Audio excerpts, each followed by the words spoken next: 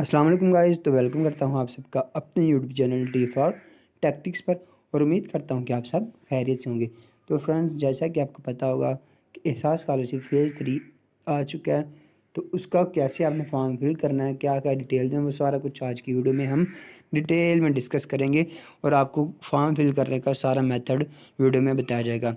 Video ज़्यादा लंबी हो सकती है, लेकिन आपने वीडियो को स्किप नहीं करना, ताकि आपको पता चल जाए कि आप खुद घर बैठे कैसे ऑनलाइन स्कॉलरशिप के लिए अप्लाई कर सकते हैं। तो आज की वीडियो में आपको कंप्लीट मेथड बताया जाएगा कि आपने कैसे फॉर्म को फिल करना है। तो आपने वीडियो को एंड तक लाजमी देख लेना है। तो अगर आप चैनल पर नए हैं तो चैनल को सब्सक्राइब कर लें और साथ लगे बेल आइकन को भी प्रेस कर लें, ताकि हमारे चैनल पर तमाम नई आने वाली वीडियोज़ की नोटिफिकेशन आपको टाइम से मिल सके।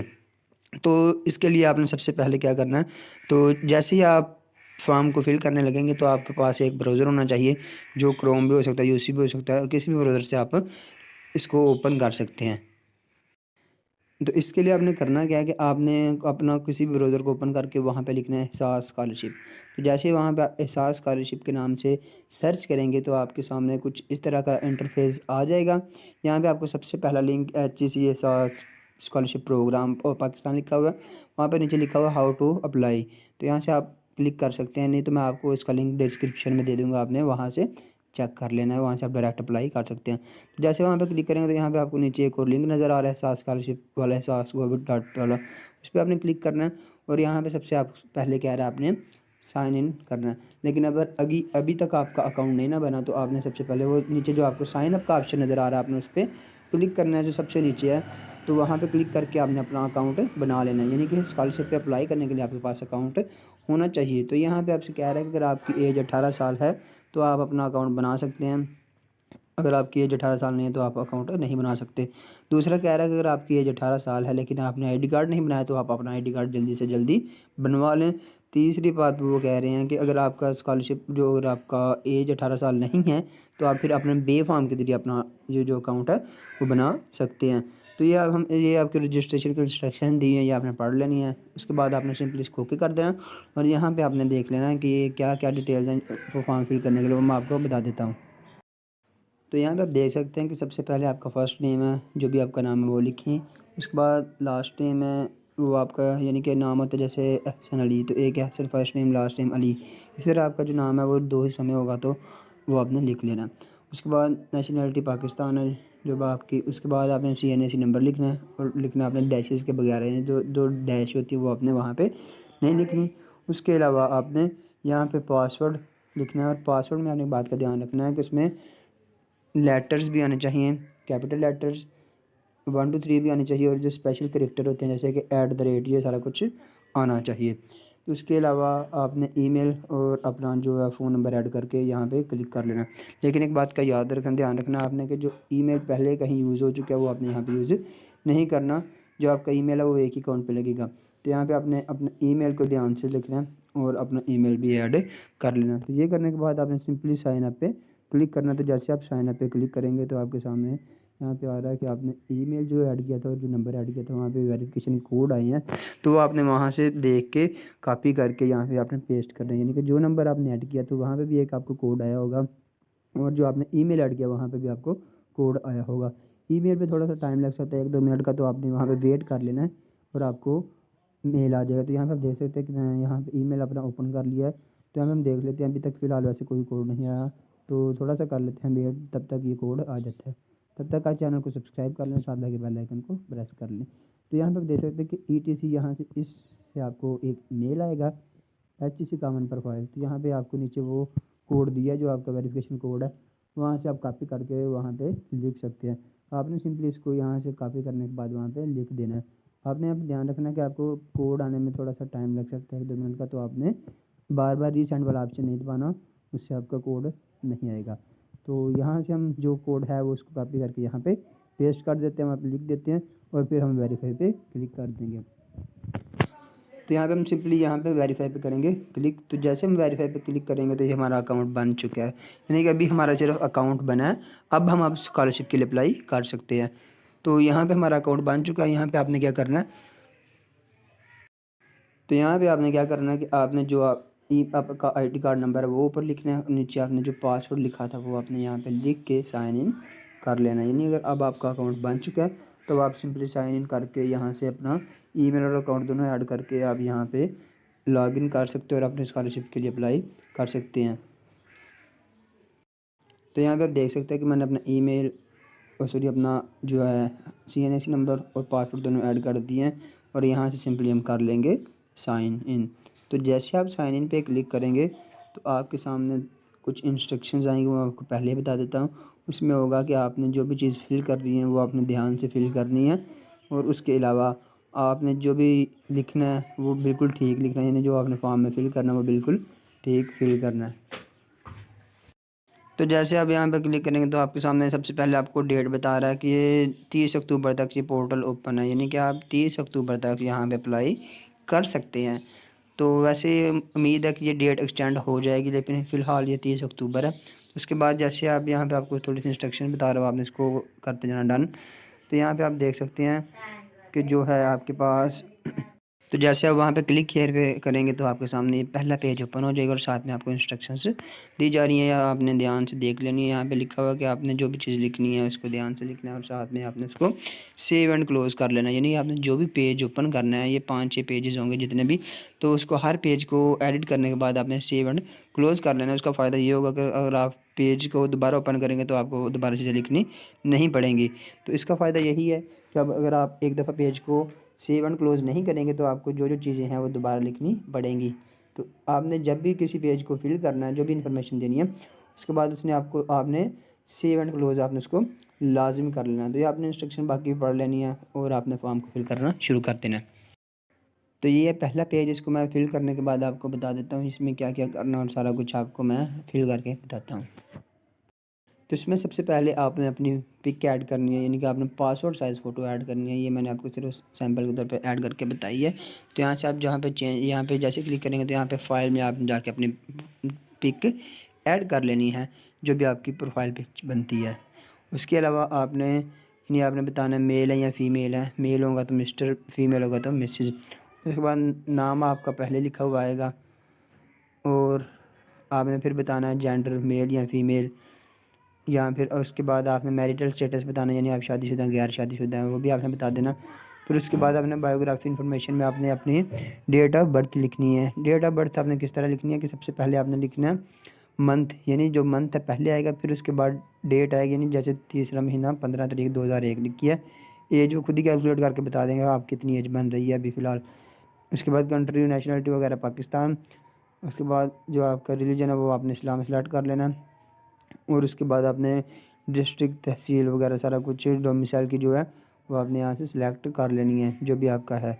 उसके बाद फादर इन्फॉर्मेशन, फादर का नाम, उनका आईडी कार्ड का नंबर बताना है। फादर अलाइव है या फिर फौत हो चुके हैं, अगर अलाइव हैं तो उनका प्रोफेशन बताना, काम करते हैं कि नहीं करते।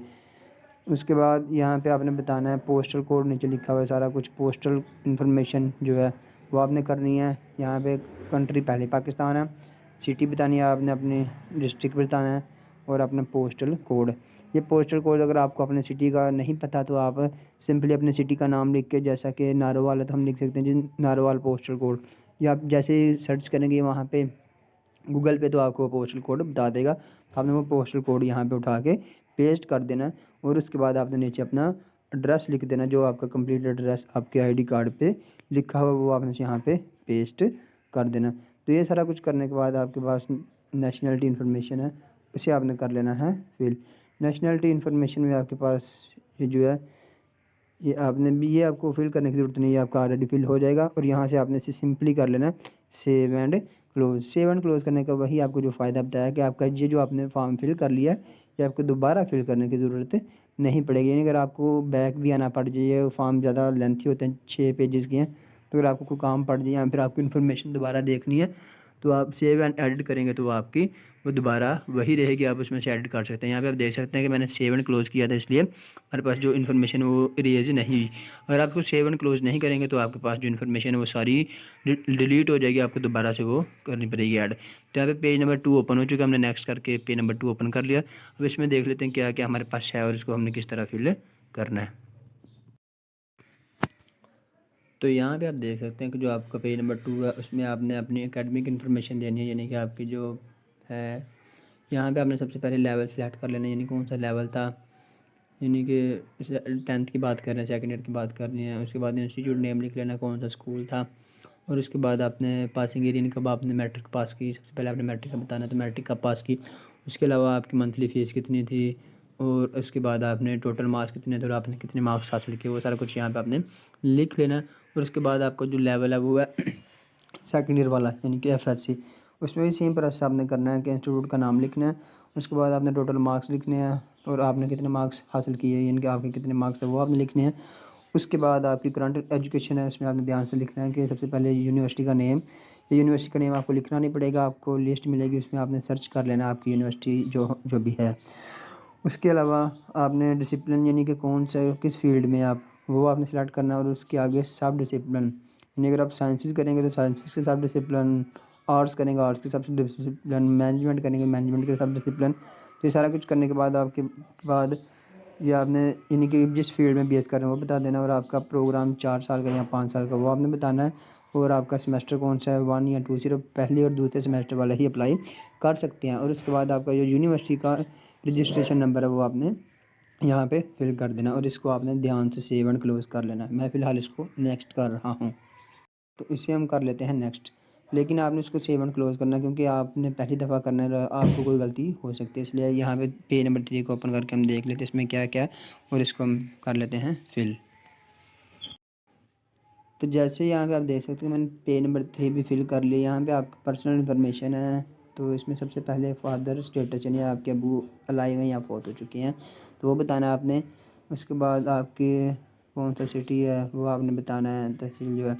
उसके बाद आपके अबू अर्निंग करते हैं यहाँ के नहीं, अगर करते हैं तो बताना, अगर नहीं है तो बताना कि नहीं करते। अगर अर्निंग करते हैं तो मैंने उनका पेशा क्या है, क्या काम करते हैं वो बताना है। फिर उनका डेजिग्नेशन क्या है, यानी कि किस ओहदे पर हैं। अगर लेबरर हैं तो फिर वो लेबरर ही हैं, यानी। उसके बाद एफ.एन.टी जो एन.टी.एन वो आपका ये टैक्स है, ये जो लेबरर बंदे होते हैं यानी ये नहीं पे करते। अगर आपके अब्बू कोई सरकारी मुलाजिम है तो वो आपने यहाँ पे फिर लिख देना उसके हिसाब से टैक्स भी। फिर आपने प्रोफेशन बताना अब्बू का, वो मैंने लेबरर पहले भी ऐसे बता दिया, वो फिर से लिख देते हैं। उसके बाद आपका यानी एड्रेस क्या है, यानी अगर आपके अब्बू किसी प्राइवेट सेक्टर में काम करते हैं या फिर गवर्नमेंट सेक्टर में उसका कोई मिनी ऑफिस में काम करते हैं या किसी इंस्टीट्यूट में काम करते हैं, अगर उसका कोई एड्रेस है वो लिखना है। अगर नहीं है तो वहाँ पे आपने सिंपली प्राइवेट लिख देना। उसके बाद अपना टेलीफोन नंबर ऐड करने हैं, और वो ऐड करने के बाद आपने यहाँ पे बताना है कि आपको फाइनेंशियली और कौन सपोर्ट करता है आपके अब्बू के अलावा, यानी अगर आपके घर में कोई भाई बहन कोई भी आपको सपोर्ट करता है तो वो भी आपने यहाँ पे बताना है। अगर कोई नहीं करता तो आपने इसको डिलीट कर देना फाइल को। और आपने फिर अम्मी की इन्फॉर्मेशन बतानी है, आप मदर इन्फॉर्मेशन है उसमें आपका अम्मी आपके मदर का नाम, उनका CNAC नंबर, और वो भी अलाइव है या फिर वो फोत हो चुकी हैं, जो भी है वो सिलेक्ट करना है। क्या हाउस वाइफ है या वर्कर लेडी है, जो भी है वो भी आपने कर लेना है। और उसके अलावा यानी कि वो सेपरेट है या फिर कंबाइंड, यानी कि आपके अब्बू और अम्मी इकट्ठे रहते हैं या फिर तलाक हो चुकी है, वो आपने बताना है। उसके बाद आपने अगर आपने वर्किंग लेडी बताना है तो आपको वो बताना पड़ेगा क्या काम करती हैं। उसके बाद स्टूडेंट इन्फॉर्मेशन में है कि आपके आईडी कार्ड की एक्सपायरी डेट क्या है, आपने अपने आईडी कार्ड की एक्सपायरी डेट बतानी है। और यहाँ पे भी सबसे पहले मंथ है और उसके बाद डेट और फिर उसके बाद ईयर है, यानी कि 8वां महीना 6 तारीख और 2028। उसके बाद फैमिली मेम्बर इन्फॉर्मेशन की टोटल घर में कितने अफराद हैं, कितने अर्निंग करने वाले हैं, कितने आपके अर्निंग करने वाले, कितने बहनें हैं, कितने भाई हैं, कितने आपके डिपेंडेंट हैं, यानी कि जो कमाने वाला उस पर कितने डिपेंड कर रहे हैं। और ये सारा कुछ बताने के बाद आपने इसको डन कर लेना। यहाँ पे आप देख सकते हैं क्या है फैमिली इनकम। यहाँ पे आपने बताना है कि कौन आपके घर में कमाता है, यानी आपके अब्बू है उनका नाम लिखना है सबसे पहले। फिर उनका काम क्या करते हैं, यानी प्रोफेशन लेबरर है, वो आपको घर में सपोर्ट करते हैं या कि नहीं वो आपने बताना है। उसके अलावा आपने यहाँ पे आपको बताना है कि आपका उनका रिश्ता क्या है, यानी कि जो फॉर्म फिल कर रहा है वो उसके अब्बू हैं या भाई हैं, बहन है, आंटी है, मामा है, जो भी है वो आपने यहाँ पे लिखना है। और उसके बाद उनकी इनकम कितनी, यानी कि मंथली वो कितना कमा लेते हैं वो आपने यहाँ पे लिखना है। उसके अलावा यहाँ पे आपने लिखने के बाद अगर आपका घर में कोई और भी कमाने वाला है, यानी कि आपका भाई बहन आंटी मामा जो भी है वो अगर आपका कोई और भी कमाता है तो आपने ऐड मोर पे क्लिक करके वो भी कर लेना है। और उसके बाद आपने यहाँ पे अगर आप किसी और से सोर्स से भी इनकम आ रही है तो वो भी आपने यहाँ पे लिखनी है। अगर आपने कोई यानी कि अपनी ज़मीन वगैरह या फिर आपके किसी घर वगैरह से कोई किराया आ रहा है, कुछ भी आ रहा है, वो भी आपने यहाँ पे मेंशन करना है। अगर नहीं आ रहा तो आपने सिंपली इसको नो लिख देना है, और आपने इस फॉर्म को भी डन करके नेक्स्ट पे कर लेना है क्लिक। आपने इसको भी ध्यान रखना है कि आपको इस सेव एंड क्लोज ही करना है, आपने इसको नेक्स्ट नहीं करना ताकि आपको कोई गलती ना लगे। तो वीडियो में आपको रिक्वेस्ट है, अगर आप चैनल पर नए हैं तो चैनल को सब्सक्राइब कर लें और साथ लगे बेल आइकन को प्रेस कर लें, ताकि हमारे चैनल पर तमाम नई आने वाली वीडियोज़ की नोटिफिकेशन आपको टाइम से मिल सके। तो ये जो हम अदर सोर्स की बात कर रहे थे, यानी अगर आपको किसी और सोर्स से इनकम आ रही तो आपने बतानी है, अगर नहीं आ रही तो आपने इसको कट करने के बाद सेव एंड क्लोज़ कर लेना है। मैं फ़िलहाल नेक्स्ट कर रहा हूँ, आपने सेव एंड क्लोज़ करना है। तो अब हम देख लेते हैं पेज नंबर 4 में क्या है, उसको भी हम फिल करके आपको साथ शेयर कर देता हूँ कि उसमें क्या। यहाँ पे आप देख सकते हैं, इसमें आपकी एजुकेशन एक्सपेंडिचर के बारे में बात की है कि आपके जो फैमिली के एजुकेशनल एक्सपेंडिचर हैं, बाकी सारे एक्सपेंडिचर वो इसमें डिटेल से मेंशन किए गए हैं, वो हम इसको फिल करने के बाद आपसे डिस्कस कर लेते हैं। तो यहाँ पे आप देख सकते हैं कि मैंने अपना जो है ये फॉर्म भी फिल कर लिया है। इसमें आपने कह रहा है कि आपने अपने अखराजात नहीं लिखने हैं। सबसे पहले आपने अपने बहन भाइयों के घर में जितने भी फैमिली मेम्बर्स पढ़ने वाले हैं उनके नाम लिखने हैं, आपने उसका रिलेशन बताना है। सबसे पहले आपने नाम लिखना है, यानी कि जो पढ़ रहा है उसका, फिर आपने रिलेशन बताना है कि आपके साथ उसका क्या रिलेशन है, आपका भाई है बहन है जो भी है वो आपने यहाँ पे मेंशन करना है। आपने ध्यान रखना है कि अपने अखराजात आपने नहीं लिखने पहले। तो उसके बाद आपने इंस्टीट्यूट नेम बतानी, यानी कि कौन से स्कूल में पढ़ रहा है, कौन से कॉलेज में, यूनिवर्सिटी में। उसके बाद आपने बताना है कि वो प्राइवेट है या फिर वो स्कूल गवर्नमेंट है। और उसके बाद आपने उसकी क्लास बता देनी, कौन सी क्लास में पढ़ रहा है। और उसके बाद आपने बताना है कि उसकी मंथली कितने एक्सपेंडिचर बन जाते हैं, यानी कि पढ़ाई के कितने अखराजात होते हैं, सारी फ़ीस वगैरह जमा करके उसके खाने पीने जो भी है, उसके जो कापी पेंसिल वगैरह जितने भी एक्सपेंडिचर वो सारे ऐड कर देने हैं।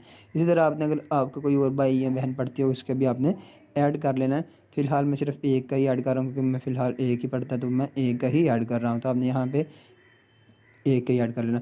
उसके बाद आपने यहाँ पे लिखा हुआ है सेल्फ एक्सपेंडिचर्स, यानी कि उसके बाद आपके अपने अखराजात आ जाएंगे कि आपकी पढ़ाई के कितने अखराजात हैं। यहाँ पे आपने सिर्फ अपने अखराजात लिख देने हैं, डिटेल नहीं लिखनी।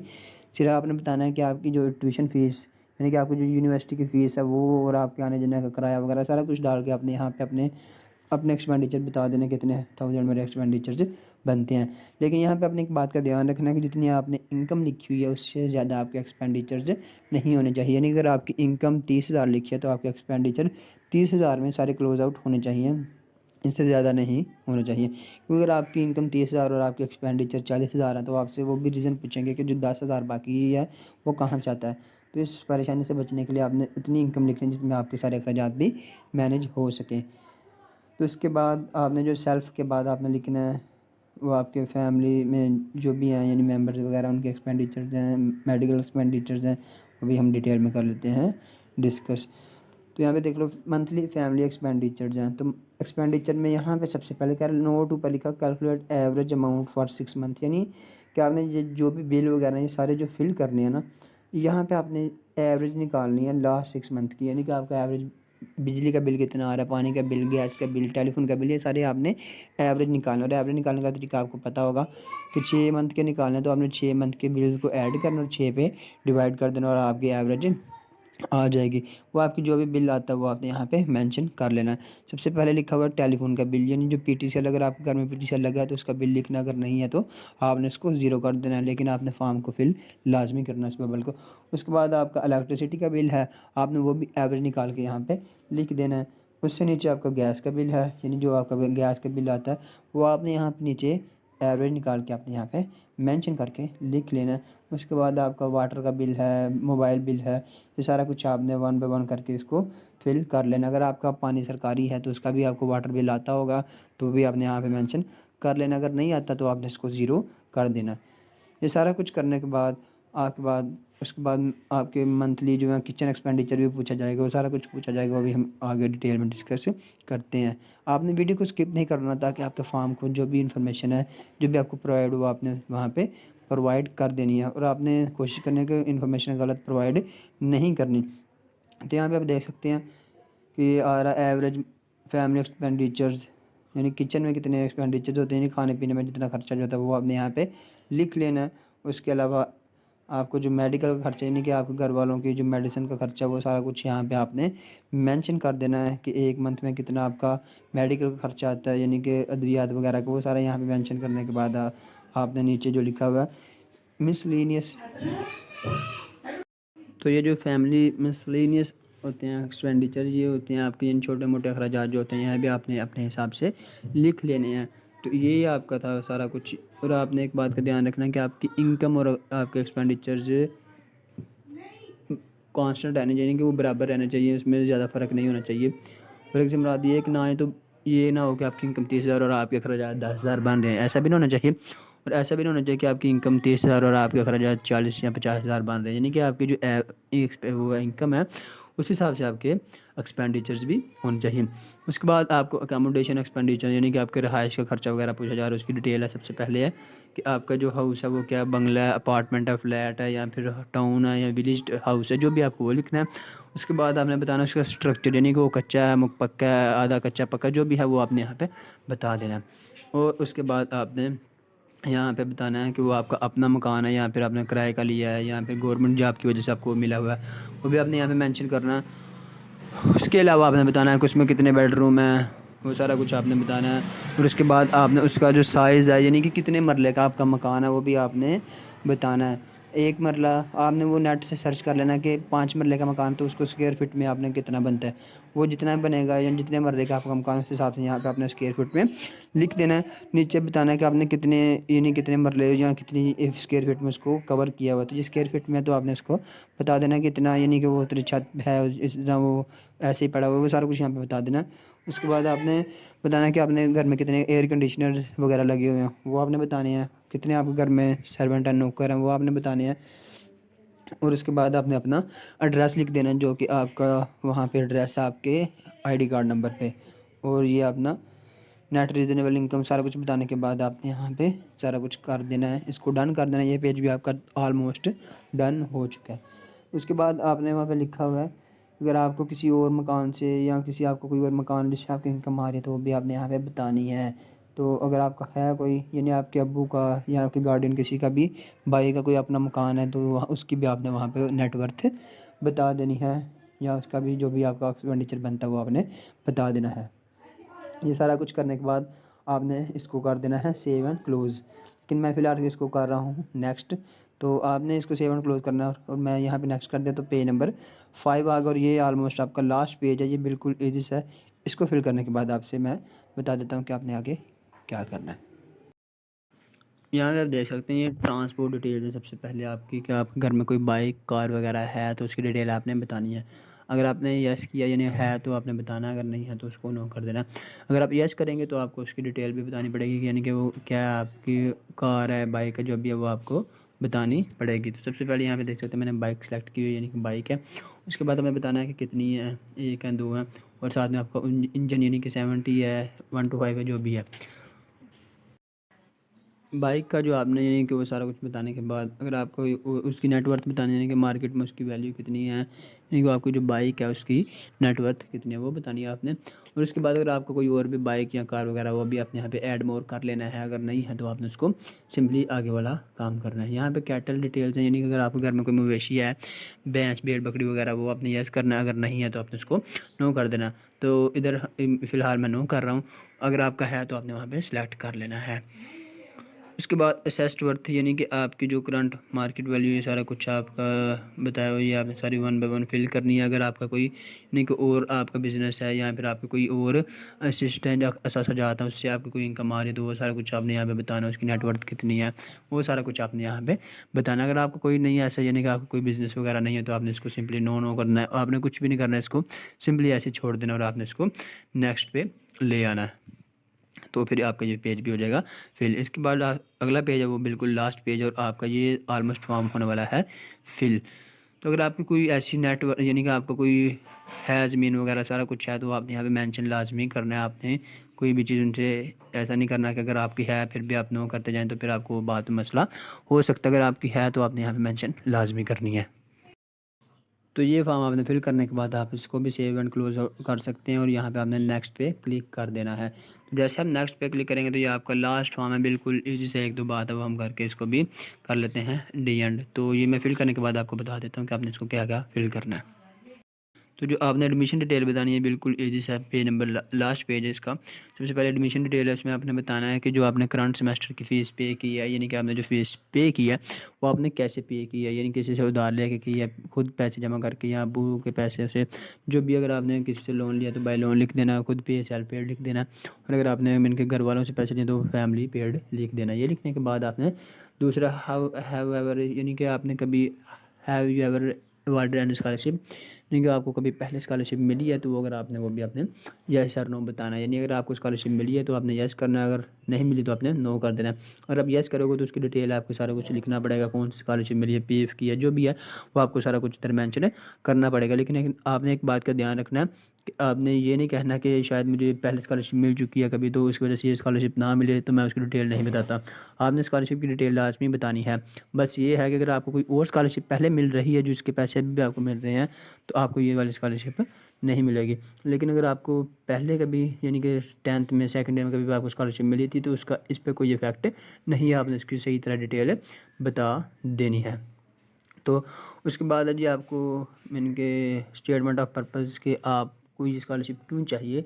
तो यहाँ पे आपने अपने बारे में थोड़ा बहुत लिख लेना कि I belong to a poor family, my father is a poor man, he is a labourer, he can not pay my fees, so I want to continue my study. जो भी आप थोड़ा बहुत अपना लिखना चाहें वो लिख सकते हैं। उसके बाद एडवर्टाइजमेंट डिटेल है कि आपको ये उनके स्कॉलरशिप के बारे में कैसे पता चला, यूनिवर्सिटी से पता चला, किसी दोस्त से पता चला, किसी न्यूज़पेपर से, एफएम रेडियो से, जो भी होगा वो आपने यहाँ पे टिक कर लेना है, क्योंकि कैसे आपको इस स्कॉलरशिप के बारे में पता चला। और इस पे ये आपका फॉर्म हो चुका है फिल। और सबसे एंड पे अंडरटेकिंग, यानी कि आप ये बात प्रॉमिस कर रहे हैं कि जो मैंने चीज़ें लिखी हैं बिल्कुल ठीक लिखी हैं। इसको टिक करने के बाद नीचे आपको 2 ऑप्शन नज़र आ रहे हैं, save and close and submit. आपने सबमिट बिल्कुल भी नहीं करनी है, आपने इसको सेव एंड क्लोज करना है। इसका फ़ायदा ये है अगर आपको कोई चीज़ गलत लिखी गई है या फिर कोई एडिट करने वाली रहती है तो वो आपने एडिट कर लेनी है। अगर आपने सबमिट पे क्लिक कर दे तो आप कोई भी चीज़ एडिट नहीं कर सकोगे, जो भी आपने लिख दिया वो आपका फाइनल हो गया। इसलिए आपने जो भी डिटेल लिखनी है उससे पहले आपने इसको सेव एंड क्लोज करना है, ताकि आपको बाद में पता हो कि अगर कोई चीज़ एडिट करने वाली है तो वो आप एडिट कर सकें। तो ये थी आज की वीडियो। उम्मीद करता हूँ कि आज की वीडियो आपको पसंद आई होगी और आपको सारा इन्फॉर्मेशन मिल गई होगी हमने कैसे फॉर्म को फिल करना है। तो अगर आपको वीडियो अच्छी लगे तो इसे लाइक कर दो, चैनल को लाइक कर दें और साथ ही बेल नोटिफिकेशन ऑन कर लें, चैनल को सब्सक्राइब भी कर लें। अगर आपको कोई भी इशू आ रहा है या आपका फॉर्म फिल नहीं हो रहा तो आप सिंपली कमेंट में बता सकते हैं। आपको कमेंट को पढ़ के रीड करके उसका आंसर भी किया जाएगा और आपको उसका आंसर किया जाएगा, ताकि आपके जो भी इशू आ रहे हैं वो आपके क्लियर हो सकें। तो थैंक यू फॉर वाचिंग। अपना बहुत सारा ख्याल रखिएगा। तो मिलते हैं नेक्स्ट वीडियो में, तब तक के लिए अल्लाह हाफिज़।